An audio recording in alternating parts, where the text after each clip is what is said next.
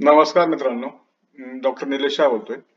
मी आजपासून महाराष्ट्रातील मेडिकलच्या प्रवेश प्रक्रियेसाठी लागणाऱ्या डॉक्युमेंट्स संबंधीचे व्हिडिओची सिरीज सुरू केलेली आहे. त्यामध्ये सगळ्यात महत्वाचं सुरुवातीचं डॉक्युमेंट जे बऱ्याच लोकांकडे नसू शकतं ते म्हणजे डोमासाईल, एज नॅशनॅलिटी डोमासाईल किंवा एज डोमासाईल सर्टिफिकेट. हे महाराष्ट्राच्या प्रवेश प्रक्रियेमध्ये मस्ट डॉक्युमेंट आहे. जर तुम्ही महाराष्ट्राच्या स्टेट कोट्यामध्ये ऍडमिशन मिळवण्यासाठी प्रयत्न करणार असाल तर तुमच्याकडं महाराष्ट्राचं डोमासाईल असणे गरजेचं आहे.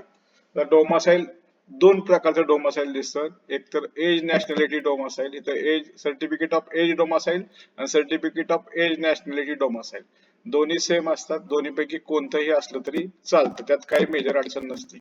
डोमासाईल मस्ट का आहे हे information brochure NETUG 24 domicile of candidate must be domicile of Maharashtra.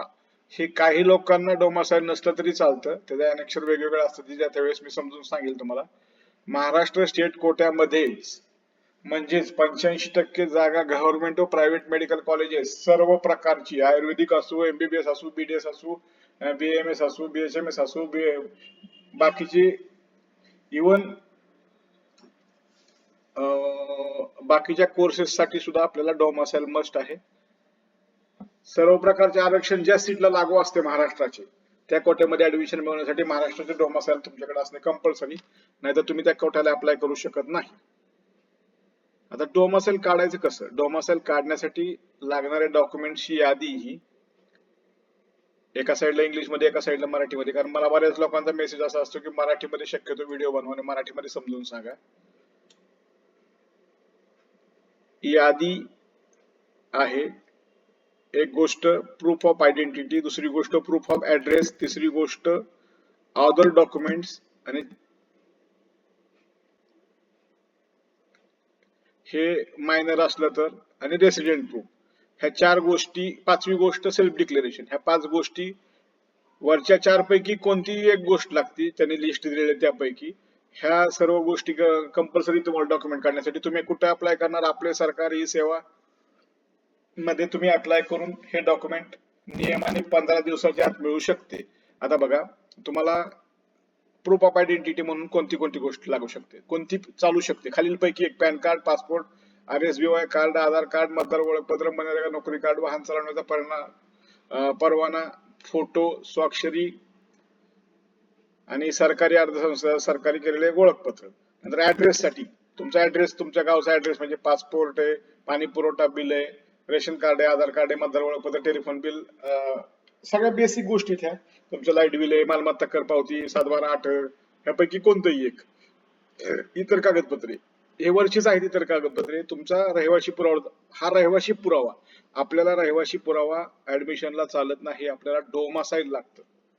तवायाचा पुरावा, ज्यांचं वय कमी असेल, मायनर असेल तर त्यांच्यासाठी बोनाफाईड लागतं, किंवा शाळा सोडलेला दाखला लागतो, किंवा वडिलांचं डोमासाईल लागतं, किंवा प्राथमिक शाळेतला प्रवेश उतारा, एंट्री केलेला उतारा मिळतो तो एक. त्यापैकी ह्या चारीपैकी कोणताही एक.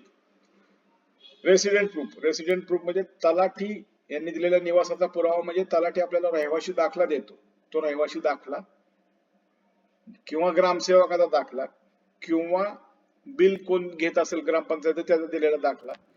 ही सर्व हे चार प्रकारचे डॉक्युमेंट पैकी प्रत्येकातील एक कोणतं तरी डॉक्युमेंट आणि एक स्वयं घोषणा पत्र, ह्या सर्व गोष्टी असतात. ह्या सर्व गोष्टी तुम्हाला घेऊन तुम्हाला आपले सरकार किंवा ई सेवा केंद्र किंवा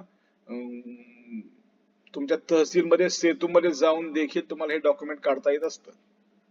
हे डॉक्युमेंट मस्ट आहे. ज्यांच्याकडे नसेल त्यांनी उद्याच्या उद्या जाऊन हे डॉक्युमेंट काढण्यास अर्ज करावा. ह्या डॉक्युमेंटला व्हॅलिडिटी नसते. हे डॉक्युमेंट एकदा काढलं की आयुष्यभर चालते. ह्या डॉक्युमेंटला फक्त काढताना कोणती काळजी घ्यायची आहे? आपलं नाव व्यवस्थित असावं, त्यामध्ये कोणतीही चूक नसावी. ओके, एकदा परत मी तुम्हाला दाखवत आहे. तुम्ही स्क्रीनशॉट करून घेत आहे. दोन नमुने आहेत. स्क्रीनशॉट करून घ्यायचा असं तुम्ही ह्याचा स्क्रीनशॉट करून घेऊ शकता. कोणते कोणते डॉक्युमेंट लागणार आहेत. हे आयडेंटिटी प्रूफ हे बेसिक सगळ्यांकडे असतं. दुसरी गोष्ट पत्त्याचा पुरावा, हे पण सगळ्यांकडे असतं. तिसरी गोष्ट इतर कागदपत्रे, यामध्ये रेशनिंग कार्ड चालतंय. आणि चौथी गोष्ट वयाचा पुरावा कमी असल्यास 18 पेक्षा. पाचवी गोष्ट निवासाचा पुरावा, तलाठ्याचा किंवा ग्रामसेवकाचा रहिवासी दाखला, त्याला रहिवासी दाखला म्हणतात. आणि एक गोष्ट म्हणजे स्वयं घोषणापत्र. ह्या सर्व गोष्टी तुम्हाला लागतात. त्याच्यानंतरच तुम्हाला त्याला अप्लाय करता येईल. डोमासाईल ज्यांच्याकडे नाहीये त्यांनी डोमासाईल काढून घ्या.